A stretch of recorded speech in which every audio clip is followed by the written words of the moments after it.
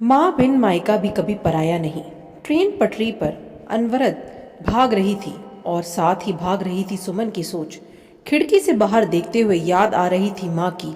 पिछले साल जब वो इसी तरह गर्मी की छुट्टियों में मायके जा रही थी बच्चों के साथ, तो क्या उत्साह और उमंग थी। कितनी तैयारी, साल की सबसे लंबी छुट्टियाँ। बस समय जैसे कट ही नहीं रहा था। बच्चे भी नानी, मामा, मामी और उनके बच्चों से मिलने को चहक रहे थे। बच्चे तो आज भी उत्सुक थे, पर उसके मन में डर और चिंता थी।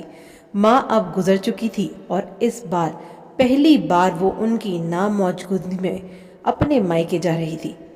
पापा तो उसकी शादी के 2 साल बाद ही गुजर गए थे, पर माँ ने उसके मायके को संजो कर रखा था। पापा को हर बार मिस करती, पर माँ के होते परायापन नहीं लगता कभी। माँ भी महीनों पहले से उसका इंतज़ार करती, मनुहार से बुलाती, कितनी तैयारियां करती और उस थोड़े से दिनों में साल भर की कसर निकाल देती। उसका छोटा भाई अमन और उसकी पत्नी रीति भी अच्छे थे, पर क्या अब भी सब वैसा होगा जैसा हमेशा होता था। घर तो माँ के बिना सूना लगेगा ही।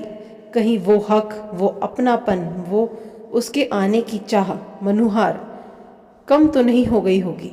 जब से उसकी सहेली ने उसे अपने माता पिता के बाद मायके का बदला हाल बताया था, तभी से उसका मन इस अनजान डर से दुखी था। उसने यहाँ तक सोच लिया था कि अगर अच्छा नहीं लगा तो वो जल्दी वापस आ जाएगी। सोचते सोचते ही स्टेशन आ गया। अमन के साथ बच्चे भी लेने आए थे। घर पहुंची तो जैसे माँ बार बार गेट के चक्कर लगाती थी, वैसे ही रीति को पाया। घर के अंदर जाकर देखा तो उसका मनपसंद शरबत तैयार था। कमरा साफ और सुंदर फूलों से सजा था। नहाकर खाना खाने बैठी तो सब पसंद की चीज़ें बनी थीं। शाम को माँ की तस्वीर के पास बैठी थी तो रीति चाय ले आई। बातों ने उसका मन बदल दिया।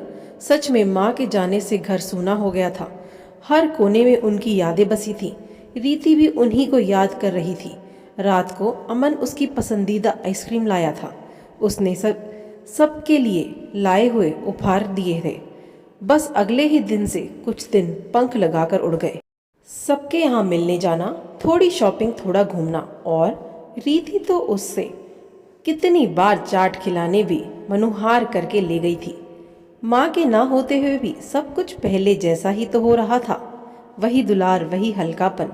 और तभी एक दिन उसने देखा कि रीति अचार के डब्बे में से अचार, घर के पीसे मसाले और गांव से आया गुड़ और बहुत सा और सामान पैक कर रही है।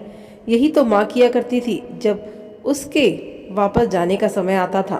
उसने पूछा तो रीति ने कहा, दीदी आप अब कुछ दिन बाद चले जाओगे, मेरा तो मन ही नहीं लगेगा। माँ हमेशा आपको ये सब देती थी ना, तो मैंने भी सब पैक करने का सोचा।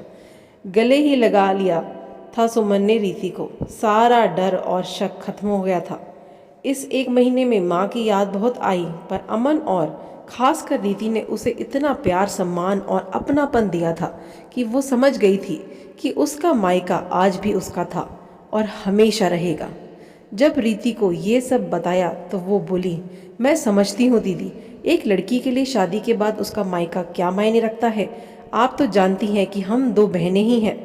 आज तो मेरे मम्मी पापा हैं, पर उनके बाद हमारे मायके का क्या मतलब रह जाएगा, ये सोचकर ही हम दोनों डर जाती हैं। किसके लिए जाएंगे हम वहाँ। मैं तो आपसे आपका मायका छीनने की सोच भी नहीं सकती। लड़की ससुराल में दुखी हो तब मायका वो जगह है जहाँ वो अपना दर्द बांटती है, कुछ सुकून मिलता है, और सुखी भी हो तो भी वही तो बचपन की यादें बसती हैं। जवानी के सपने, मस्ती, अल्हड़पन याद आता है। माँ के आंचल में वापस बच्ची बन जाती हैं और पिता का लाड़ और भाई बहन का साथ सब दुख और थकान भुला देता है। सुमन तब्द रह गई। सचमुच जिनकी ये स्थिति होती है उनका डर क्या होता होगा। उसने रीति से कहा, किसने कहा तुम्हारा मायका नहीं रहेगा। मैं तुम्हारी ननद ही नहीं, बड़ी बहन भी हूँ ना। भगवान करे अंकल आंटी का साया हमेशा बने रहे, पर खुद को कभी अकेला मत समझना। माँ नहीं है तो मैं तो हूँ ना। जब मन करे मेरे यहाँ बच्चों को लेकर आना। कभी अमन तंग करे तो मुझे बताना और कभी संकोच मत करना। बस अब वापस जाने का दिन आ गया था। उससे ज़्यादा तो रीति रो रही थी। फिर आने और जल्दी मिलने और रोज़ फ़ोन के वादे के साथ आज सुमन वैसे ही विदा हो रही थी जैसे माँ किया करती थी, फिर आने के लिए। सुमन भाग्यशाली है कि उसकी माँ के बाद भी उसके मायके में सब कुछ पहले जैसा ही था, पर सबके साथ ऐसा नहीं हो पाता। कुछ की स्थिति रीति जैसी होती है और कुछ के लिए सब बदल जाता है। पर अगर अमन और रीति जैसे सब हों और फिर सुमन जैसा प्यार देने वाला मिल जाए तो माँ की कमी रहेगी, पर माँ बिन मायका भी कभी पराया नहीं होगा। आशा करती हूँ ये कहानी आपके दिल को छू गई होगी। अगर अच्छी लगी है तो चैनल को ज़रूर सब्सक्राइब करिएगा। धन्यवाद।